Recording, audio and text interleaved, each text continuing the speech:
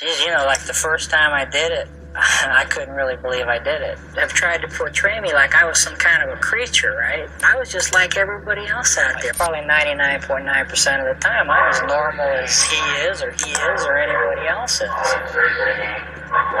But there's that 1% of the time or whatever that there's some kind of a problem there. He was a monster. He is still a monster until the day he takes his last breath. It was pretty easy to tell from the very minute I grabbed McVey that she wasn't like the others. Bobby DeLong, thank you. Thank you for choosing me instead of another 17-year-old little girl. And that's probably why she's still alive, walking and talking today. I had made my mind up that night when I came home from work that I was going to end my life. I even sat down and wrote my suicide note out. I left around 2 a.m. when I got off my shift. I remember being happy. I was happy. I know when I go home, I'm going to end my life. I was happy. I'm going to be free. While she bikes through the dark, empty streets, she notices a red car parked in front of a church. I don't know why. It seemed odd to me. And I just kind of shrugged it off. It's like, I'll be okay. She ignores her instinct, but the driver of the car is hiding behind a parked van. Next thing I was just yanked off my bicycle, horrifically, just so forceful. Knocked the breath out of me. I felt the barrel of a gun to my left temple. I remember him putting a blindfold on my face. I was ordered to take all my clothes off. He ties me up, ligatures on my wrists, ankles. Throws me in the car, yells at me to keep my eyes shut, and that if I showed him a good time, he was not going to kill me. My grandmother's boyfriend used to put a gun in my head every time he molested me for 3 years. It was nothing new to me. Lisa does everything the man says, as she is threatened with a gun. Then the man starts the car and takes her away. Lisa sitting blindfolded in the passenger seat, her clothes bundled at her feet. I had no clue where we were going. This is going to be it. This is going to be it. Rape and death. Next thing, to my surprise, my abductor makes me get dressed. The man removes her bindings from her wrists and her ankles, but keeps her blindfolded. Lisa is taken out of the car and into an apartment building. Once inside, she's thrown onto a bed. He raped me any way you can imagine. He raped me. Very painful. Very painful. I would just go far away. I would sometimes pretend I was in a field of flowers, a happy place. I would just disconnect from the rest of the world and just become completely numb. Tired of living, just tired of being abused. I didn't see any other way out. I didn't want to live. I remember thinking of my family, my sister, my brothers. What are they going to do without me? And I kept thinking, I gotta get out of this some way, somehow. I have to get out of this. I had to reach down deep in my soul. I just had a new sense of wanting to survive. I would do whatever it took. She asks to go to the bathroom. He refuses. She insists, claiming she would pee right there in the bed if he denies her to go. He allows her to go in, where she could be alone for a moment. Her plan has worked. I was putting my fingerprints everywhere. The vanity mirror, on the walls, to show the police I was fighting, trying to leave my marks to say, hey, listen, I was here. I was one of his victims. She knows that to survive, she would need to gain his trust, so she begins a dangerous mind game. There was a moment we had a conversation. I had asked him, why was he doing this to me? He said, due to a recent breakup, he was getting back at women in general. And I played at his heartstrings. I said, listen, I can be your girlfriend. We don't have to tell anybody how we met. You seem like a pretty nice guy. I had to show he had control and that I respected him, no matter what. One slip, and I would have been dead. And that's when he said, no, I can't keep you. He told me to get some rest, get some sleep. It'd be over in a little while. Around 3:30 a.m., the man takes Lisa out into the car. He drives her off blindfolded again. she starts to see her end is near. As he's putting the blindfold on me, I was trying to tighten my jaw so it would be a little loose. Everything that I saw, hear, touch, smell, taste, whatever, I would just store it in my memory bank. In case if I did get out of this alive, I can go to the place to get him caught. I remember the car being loud like it needed a tune-up. I remember the lights passing on the interstate.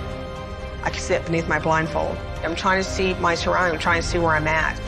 I knew we were in interstate because the air sound changes, it gets strong. I saw 2 hotels. These 2 hotels were at the intersection of Hillsborough Avenue, he proceeds west. Interstate 275. I remember seeing a silver piercing, shining light hitting my eyes. It was the word Magnum on the dashboard.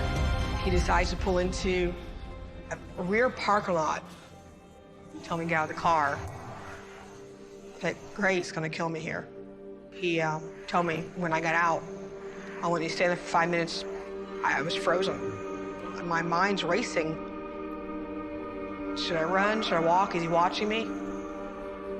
Is he pointing the gun at me right now? Is he gonna run me over by his car?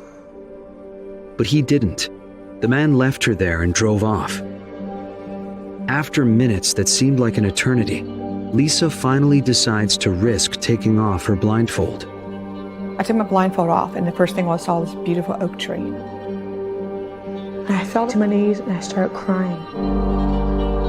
I knew right there and then my life was going to change forever. To me, it was a sign of a new branch of life. Now wanting to live my life. But her struggle is not over yet. When she gets to the police station, she tells a detective everything that happened to her. But because Lisa has such composure, she doesn't look like other victims. And so the detective doesn't believe her.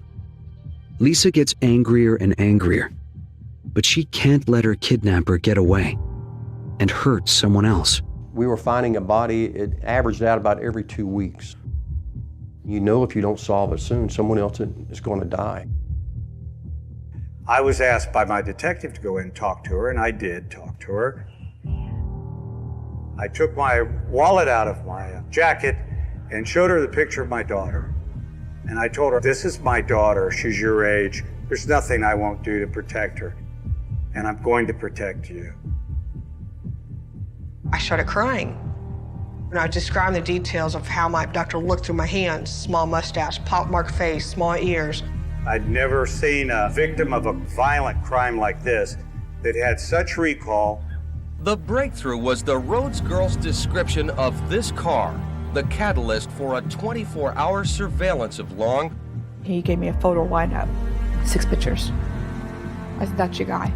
Just take your time. You gotta take your time. I'm telling you, that's your guy. He's the one that abducted me. We were confident we had the right suspect. It was imperative for us to move as quickly as possible. All of a sudden they said, we've got him. And they ran out into the parking lot. They handcuffed him, put him in the car, read him his rights. Late this evening, investigating officers from the task force have arrested and charged Robert J. Long, and we have charged him with 9 counts of first-degree murder. Bobby Joe Long's arrest came with the help of a young girl, a teenager, who he kidnapped. Now, she got away, and then she helped lead detectives to the serial killer. But how many more would he have killed had it not been for the one victim who escaped him? November 4th, 1984, Bobby Joe Long released me. I promised myself I would never live as a victim.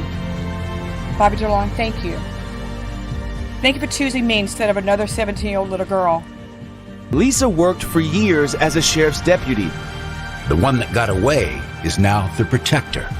I know not on my watch will I let any child get hurt. And if they do, I'm going to be their voice and I'm going to be their advocate. I aspirated myself a long time ago to make it my obligation to be the voices of the women's lives who took too soon. Today, as I stand before God, the victims, and the families of the victims, I vow to carry on and be their voice.